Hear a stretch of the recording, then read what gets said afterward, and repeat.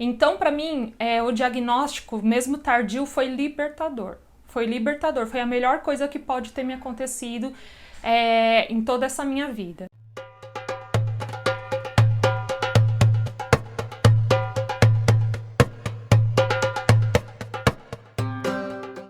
Namastreta, pessoal, tudo bem?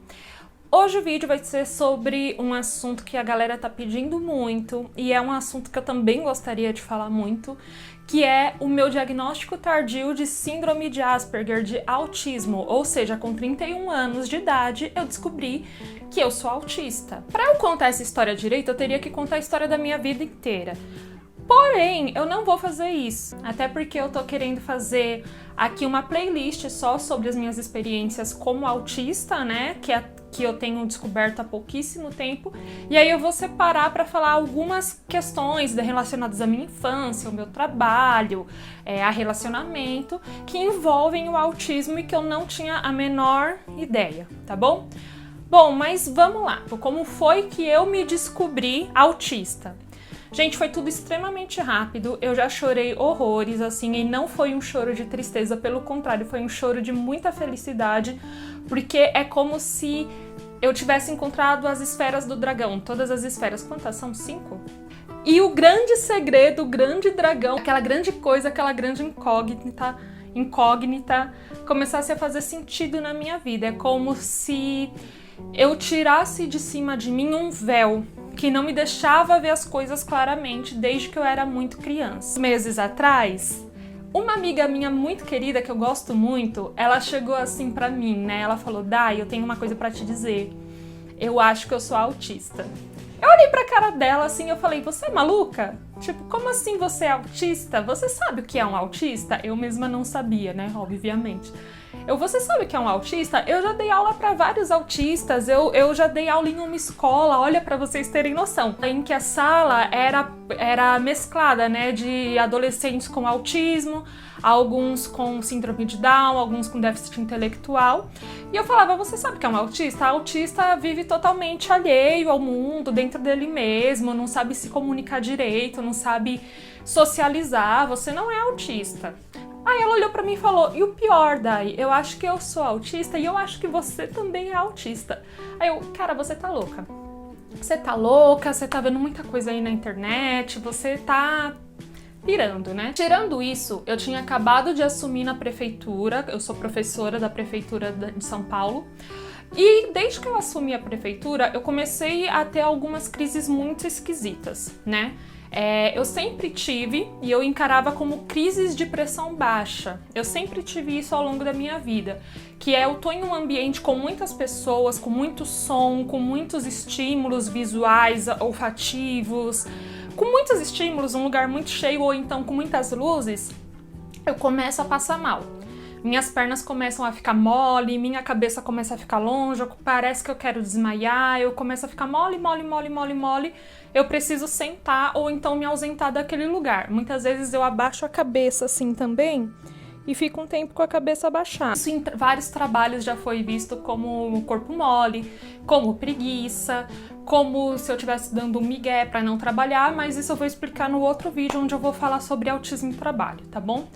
E quando eu assumi na prefeitura, essas crises começaram a ficar muito bizarras. Teve um dia que eu tava indo pro trabalho, eu pegava trem pra ir, eu trabalhava em Guaianazes, eu moro no Itaim Paulista, e eu tava lá indo pro trabalho no trem e eu comecei minhas pernas, não senti mais minhas pernas, não senti mais meus braços, a minha cabeça começou a tombar de um lado pro outro, a minha língua ficou totalmente dormente e quando eu cheguei na estação que eu tinha que descer eu não conseguia.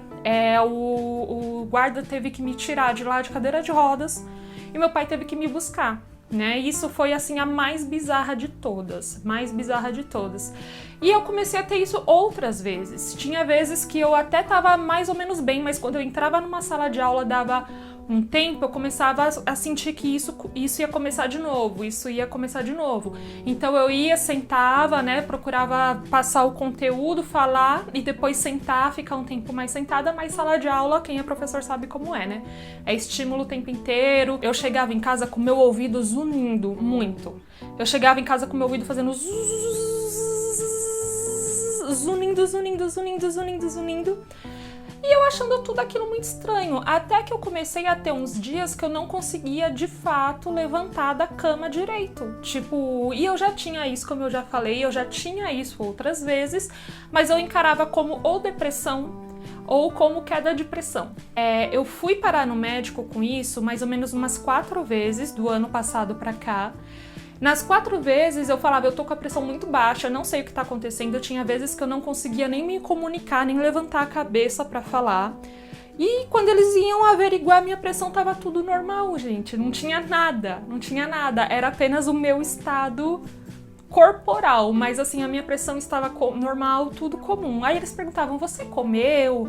Você tá se alimentando bem?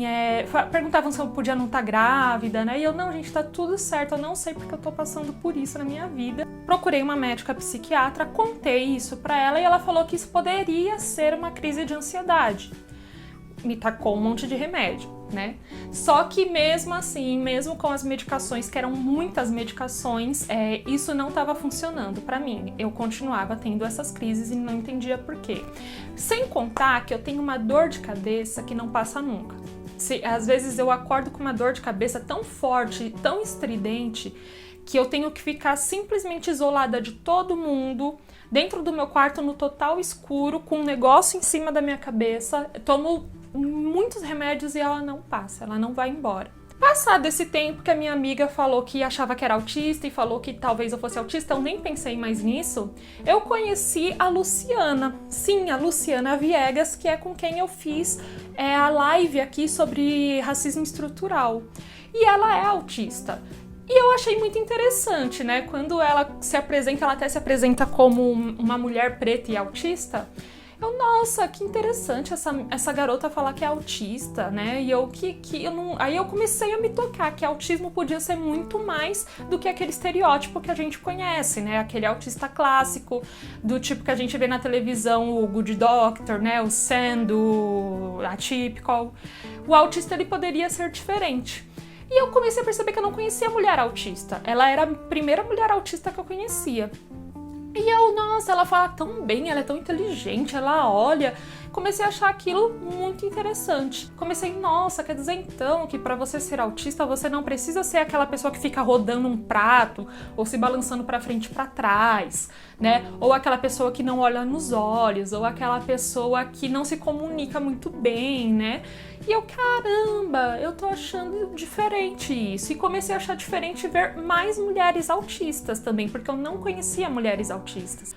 Um dia eu comecei a assistir uma live da Luciana, onde perguntaram pra ela como foi o diagnóstico dela, né? Como que ela descobriu. E aí eu lembro que ela falou mais ou menos o seguinte, né? Eu não vou saber com detalhes, falar com detalhes, depois a Luciana, se ela quiser fazer uma live, né? Vamos, Lu, fazer uma live de novo? Falando um pouco sobre como foi esse diagnóstico dela, para explicar melhor, mas o que eu entendi foi o seguinte, ela disse que ela tem um filho autista, né, um garotinho autista, e que tratando o filho dela, ela falava pro médico de uma dor de cabeça que ela tinha muito forte e que não passava de jeito nenhum. E aí o médico falou pra ela, olha, Lu, eu tô achando que você também pode ser autista. Quando ela falou isso, eu lembrei da minha dor de cabeça. Nossa, eu também tenho uma dor de cabeça muito forte. Só que o que mais pegou foi uma hora que ela falou assim, tem dias que eu não consigo levantar da cama, tem dias que eu fico totalmente travada, que eu chego do trabalho, eu tenho que deitar, ficar umas 2 horas deitada, porque eu não dou conta, o meu corpo tá totalmente travado. Quando ela falou isso, uma coisa acendeu dentro da minha mente. Eu falei, meu Deus... Olha, ela falou isso e uma luz enorme, gigantesca, abriu na minha cabeça. E naquela noite eu comecei a pesquisar muito sobre autismo, mas sobre autismo em mulheres. E, gente do céu, quanto mais eu li, mais eu me via ali. Quanto mais eu lia, mais eu me via. Era como se eu começava a ler aquilo, tinha vezes que eu chorava, eu começava a ler e começava a chorar. Porque eu me identificava cada vez mais e cada vez mais e cada vez mais, principalmente quando falava da questão por que é mais difícil mulheres autistas serem identificadas. Para 4 homens existe só uma mulher autista. E na verdade, o que acontece?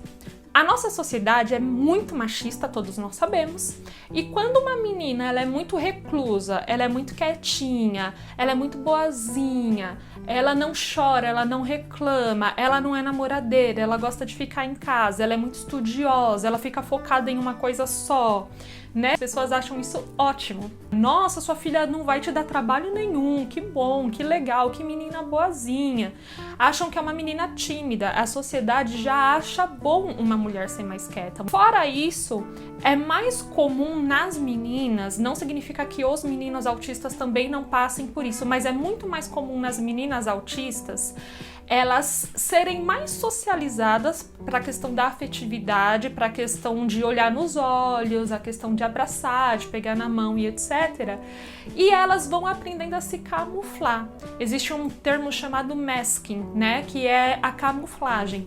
É muito comum as meninas autistas observarem ao redor dela pessoas que são consideradas normais, elas começarem a imitar esse comportamento, gostarem muito de ler, gostarem muito de novela, gostarem muito de acompanhar personagens, porque elas vão pegando as características daqueles personagens, elas vão se identificando e vão construindo meio que uma persona para elas. Isso é inconsciente, tá, gente? É totalmente inconsciente. E eu lembro muito bem de quando eu era adolescente que isso em mim era gritante. Eu sentia que eu tinha duas personalidades. Eu sentia que na escola eu era uma menina, em casa eu era outra completamente diferente. Eu sei que isso tudo foi mexendo muito comigo, até que eu perguntei para uma amiga minha que é paê na escola, que lida com pessoas com deficiência, com os alunos com deficiência, e perguntei também para uma amiga minha que é terapeuta ocupacional. Como eu já trabalhei na área de saúde mental,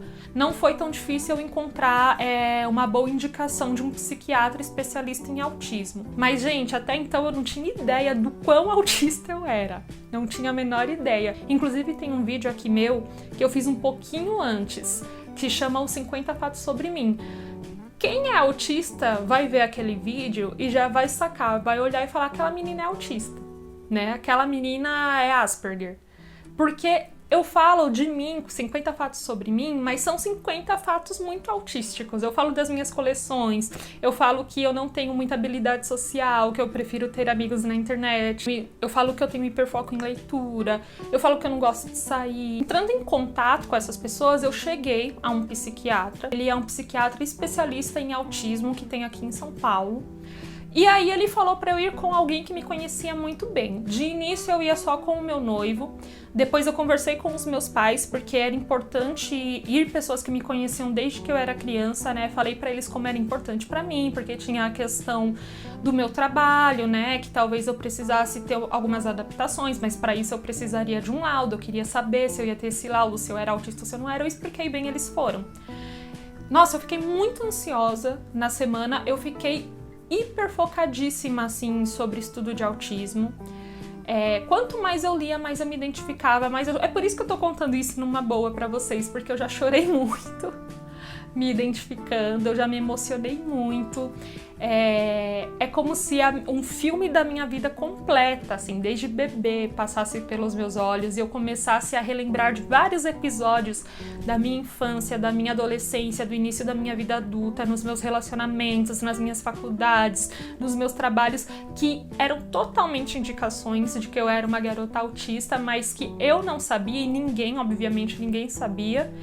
E aí eu fui nessa consulta. A consulta, eu acho que ela é bem mais longa, mas era tão óbvio que eu era autista, assim, que ela não durou tanto tempo. Eu acho que ela durou umas 2 horas, que foi bastante tempo. E ele basicamente perguntou muito mais pra eles do que pra mim, propriamente dito, como que eles me viam e como foi a minha infância e como foi a minha adolescência. Perguntou pra minha mãe até como foi a gravidez dela, né, a gestação onde ela estava me esperando.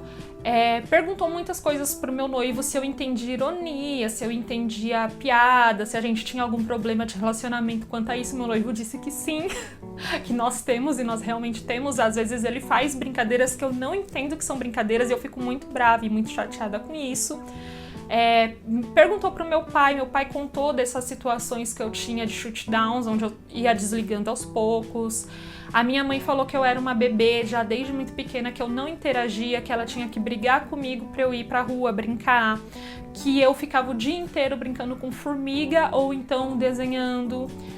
Enfim, gente, muitas e muitas coisas a gente foi falando, assim, que eu posso falar em outros vídeos quando eu for focar em infância, trabalho e etc. E no fim da consulta, é engraçado, né, que eu falava pra ele, ele falou, você tem estereotipias? E eu falei, sim, eu tenho estereotipias. E ele não anotou, mas ele anotava quando eu fazia as estereotipias. Por exemplo, eu fico o tempo inteiro mexendo nos pés, eu fico o tempo inteiro mexendo nas mãos, toda hora eu coçava a minha cabeça, toda hora eu mexia aqui no meu rosto, e isso tudo ele ia anotando. Eu tinha falado pra ele já que eu era pintora, né? Tinha mostrado pra ele alguns desenhos meus pelo celular. Minha mãe até perguntou assim pra ele, nossa, mas por que será que ela só pinta mulher? E aí ele já falou, deve ser um hiperfoco que ela tem. E no fim ele falou assim, olha, essas 2 séries vão te interessar muito. Tem grupos na internet sobre Asperger's. Aí ele olhou pra mim e falou, porque é isso que você é. Você é autista, você é síndrome de Asperger. Quando ele falou aquilo, tipo, é muito maluco. É muito maluco, é como se ele tivesse me dado, como se eu tivesse corrido uma maratona a minha vida inteira e eu tivesse finalmente chegado no fim da maratona e recebido o meu troféu, sabe? Eu não sei explicar, gente, é uma sensação de libertação, é uma sensação de uma ficha caidíssima na sua cabeça que só quem passa sabe, só quem passa sabe. E desde este dia eu ainda estou me descobrindo, eu estou descobrindo muitas coisas. Quanto mais eu estudo, mais eu vejo aspectos em mim que são do espectro autista que eu não tinha a menor noção. E tudo isso foi sendo muito bem explicado para mim. Assim, as coisas foram começando a fazer sentido e eu comecei a perceber que eu não era uma pessoa imatura, que eu não era uma pessoa lerda, que eu não era uma pessoa lesada. Eu era autista, eu sou autista, sabe? E que isso é algo que deve ser respeitado, isso é uma especificidade minha, é uma especificidade da minha vida, da minha personalidade, e que não saber disso durante 31 anos fez com que eu sofresse uma série de coisas físicas e psicológicas que eu não teria sofrido se desde criança eu tivesse tido o diagnóstico. Só que quando eu era criança, além desse assunto ainda não ser tão falado, em mulheres menos ainda. Meus pais menos ainda iam atrás disso, porque eles são pessoas muito simples, eles não têm conhecimento.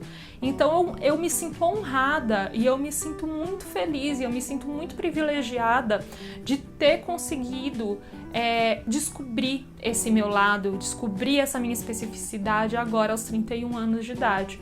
Eu lembro que quando eu falei tanto para minha psicóloga quanto para outras pessoas, né, da área da saúde mental, alguns falavam, mas e se você for, o que isso muda? Né? Como se fosse um rótulo que você quisesse. Muito difícil para as pessoas que são neurotípicas entenderem, né? Elas falam pra gente, deixa pra lá, não tenta se encaixar, sabe? Eles falam, não é legal se encaixar, mas você não é apenas uma pessoa excêntrica, você é uma pessoa em sofrimento, sabe? É diferente de você ser uma pessoa excêntrica que não liga para o que os outros pensam. Você é uma pessoa em sofrimento, você é uma pessoa que desenvolve um monte de comorbidades, você é uma pessoa que desenvolve crises e mais crises, dores e mais dores, inclusive físicas, e você tem o direito de saber por que você é assim, sabe? E enquanto você não encontra essa resposta, é como se faltasse um pedaço, é como se faltasse uma peça dentro de você. E você vai procurando, tomando o remédio errado, tendo o diagnóstico errado, tentando se encaixar em um lugar que não é... Sabe, o gominho da mexerica tentando se encaixar no alho? É tipo isso, você passa a sua vida inteira tentando fazer isso. Isso nunca vai dar certo, porque você não é aquilo, você pode parecer aquilo, mas você não é. E vai chegar uma hora que isso vai pesar, sabe? Vai chegar... E é simples para as pessoas que não sentem falar pra gente deixar pra lá, sabe? É simples para as pessoas que não passam por todo esse incômodo e por toda essa sensação de não pertencimento a vida inteira e por toda essa sensação de você não saber quem você é de verdade. É fácil para essas pessoas falarem, deixa pra lá, vive sua vida. Não é elas que estão passando pelo nosso sofrimento, sabe? Não são elas que estão passando por isso. Então, gente, nunca digam para uma pessoa já mais velha, igual eu com 31 anos, que não é necessário ela ter o diagnóstico dela.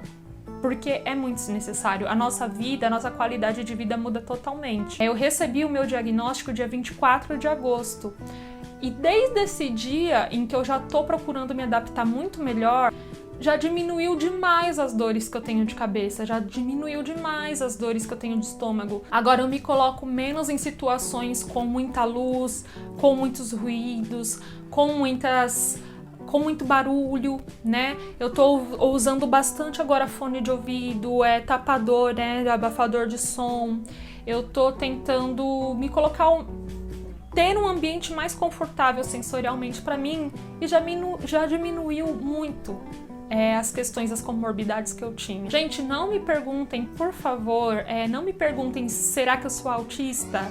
Ou então, será que meu filho é autista? Ou então, porque eu também não sei, eu também tô aprendendo, tá? Não achem que eu vou diagnosticar as pessoas. O que eu posso é falar um pouquinho sobre a minha experiência, indicar esse doutor que eu fui, ou então falar para você procurar algum médico específico sobre autismo. É isso, gente. Eu pretendo fazer uma playlist aqui onde eu vou falar sobre as questões do autismo que eu vivencio, tá? Mas continuo dizendo, assim como eu falei no meu Instagram, eu não sou só isso, tá? Eu não sou apenas autista. Eu sou artista, eu sou professora, eu sou ativista, eu sou ainda uma série de coisas e tanto este canal quanto meu perfil no Instagram não vão falar só sobre o autismo. Eu sou autista com muito orgulho, mas eu não sou só autista, então eu vou continuar falando sobre muitas coisas, tá bom? Namastê, tá, gente? Beijo, até mais pra vocês.